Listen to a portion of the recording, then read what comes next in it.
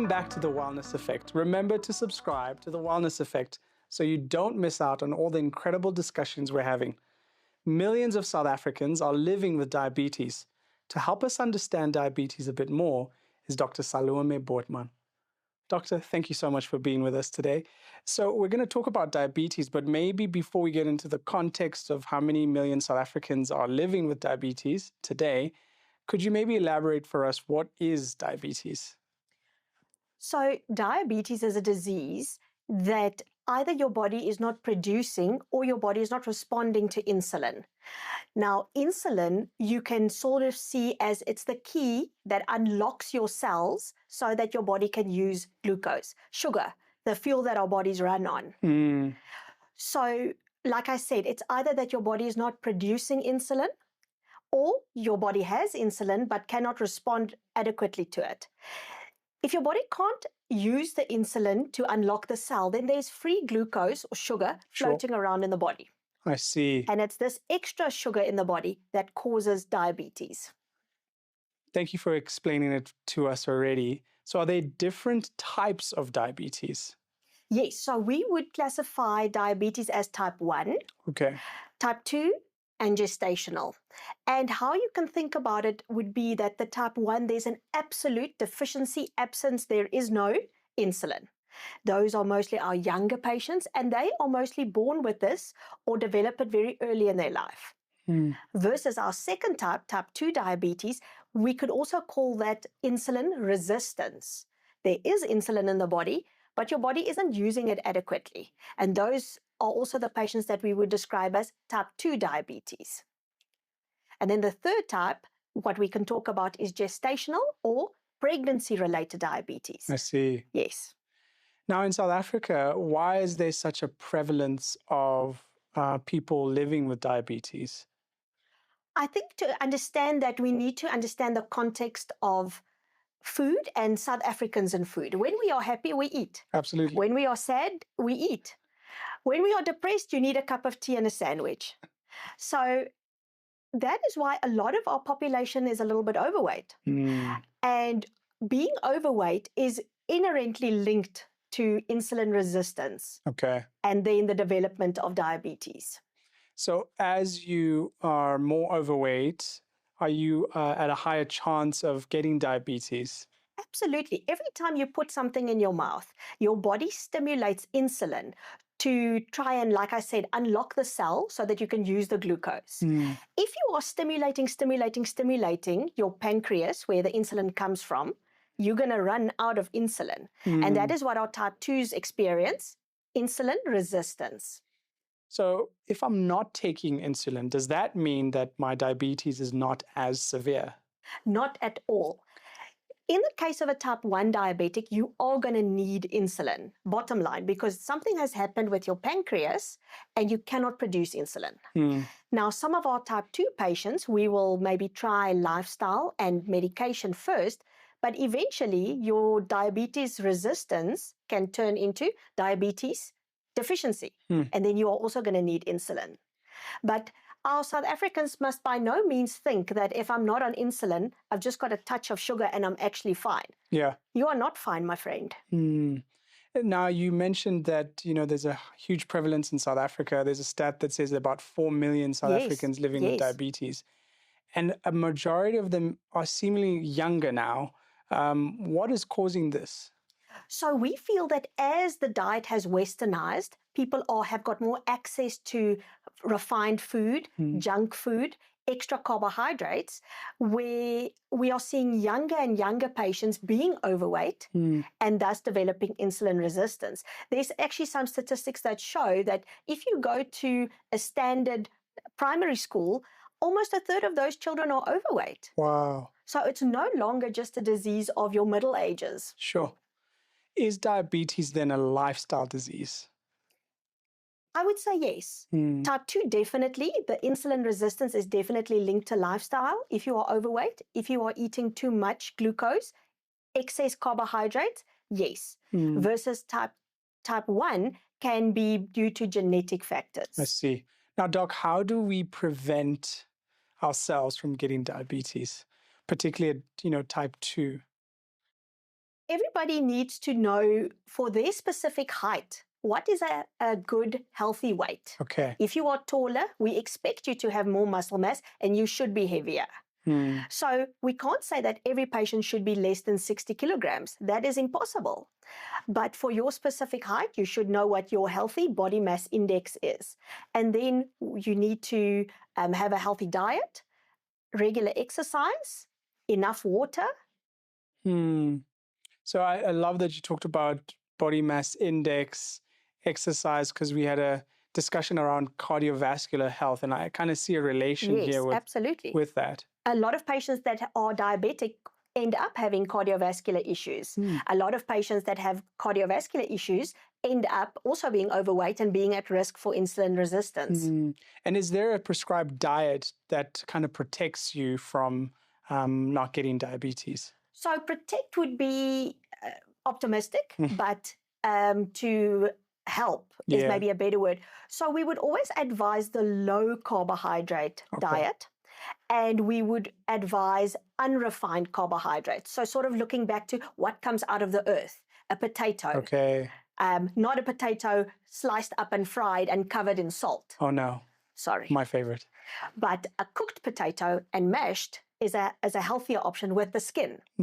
Another example, if you are going to eat bread, then we look at more bread with more fiber, and staying away from those very processed foods, cakes, scones, vet koek. It's a big one in South Africa. The good stuff. Yes. So let's say, Doc, you are on the other end. Now you are living with diabetes. What type of lifestyle changes do you need to incorporate? So definitely we would want you to be part of a multidisciplinary team where a dietitian can tell you about healthy food choices. A lot of people think that, let me eat fruits.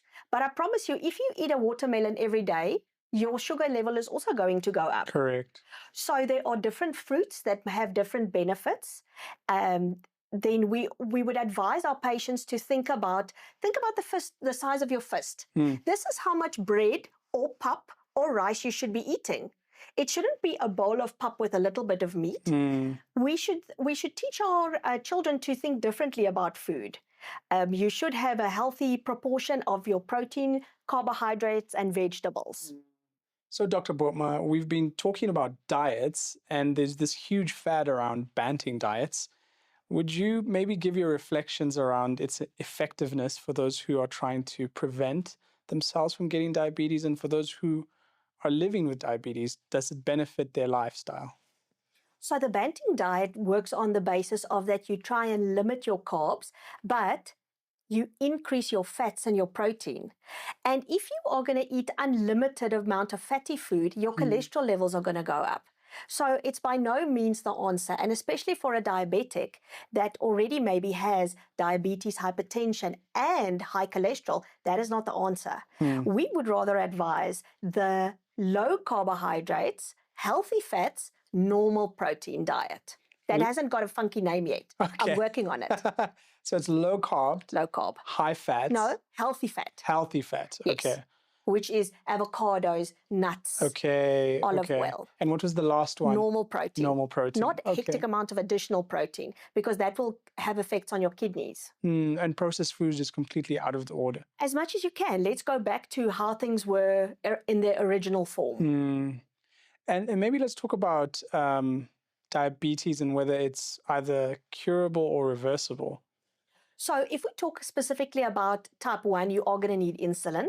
But in the type 2 area, because it is part of insulin resistance, yes, it can be reversed. But that will mean from a patient to lose a significant amount of weight, to decrease their intake of carbohydrates, and still consult with your medical professional regularly. It's not something you can do on your own. Okay. And regular checkups, how do I check if I am on the close end towards getting diabetes? So there's something called pre-diabetes, and we can maybe pick that up when we do specific blood tests. And we can also do a fingerprint test versus laboratory testing. And there are specific reference ranges that we look at. And if your doctor tells you you are pre-diabetic, it's really a wake-up call to modify your lifestyle before you do become a diabetic with all the complications. And in those tests, what are they looking at? Is it your cholesterol levels, your insulin levels? So some of the hospitals can do insulin levels, but the most basic test would be a HbA1c. The test is called a glycated hemoglobin, and that gives you an idea of what is your glucose control been over the last 3 months. So it's sort of an average. If that's very high, then we know that your sugar has actually been high, and then you are at risk of developing diabetes. And maybe genetics. Let's say in your family, it's prevalent that your uncle, your aunt, or your grandfather, grandmother had diabetes. Should you be checking in advance because it could be in your bloodline? Yeah, so we always make that joke that family member, they'll tell me, no, but it runs in my family. Then the answer is no, the problem is that no one runs in your family. So it's not so much genetics, is that people in the same household eat the same. Okay. All right. If you always have dessert every day of your life after your dinner, and the family learns that, and the kids also eat like that, sure, then it's more your dietary habits than your actual genetics. Okay, so no marble pudding after dinner. Is that not every day? Okay, thanks. All right, thank you. Just going to make sure because marble pudding is essential. Yes. Yeah. Let's talk about alcohol. So we know for cardiovascular disease, alcohol is a huge threat. Is it the same for diabetes? Yes. The only thing that alcohol is empty kilojoules. It adds to the glucose you have. It damages your liver. Your liver is already affected with diabetes. So we would say everything in moderation. So it sounds like moderation is the main thing when it comes to cardiovascular health, diabetes, ensuring that you have a well-balanced diet as well, and exercise being a key thing. How much exercise? Because you could go to the extreme of having too much exercise. The recommendation currently is that you tally up 150 minutes per week. So that's 30 minutes 5 times a week, or that's maybe over the weekend when you've got more time, a longer session of walking, running, swimming.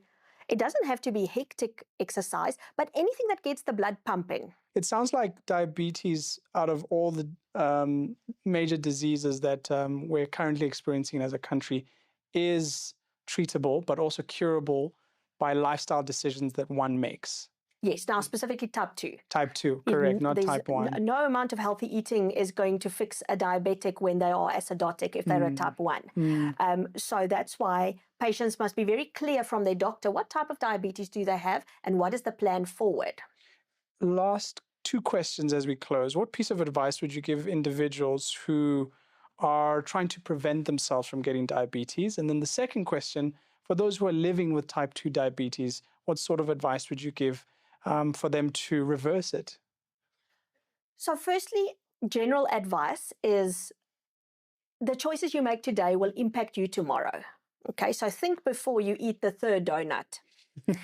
And then get a team around you. Nobody can diet on their own. If you're starting an exercise program, get the whole family involved. Walk the dog, go play soccer with the kids. It's very difficult to diet on your own. So unless the whole family buys in, it's a very lonely road. Then for patients that are diabetic, you are not alone. Treating diabetes is built into the syllabus of medical doctors. So even the most junior doctor to the senior specialist knows how to manage it, and we are here to help.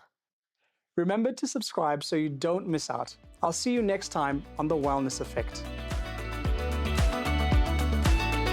BankMed, the medical scheme of choice for the financial services industry. The Wellness Effect is proudly brought to you by BankMed, yours in good health.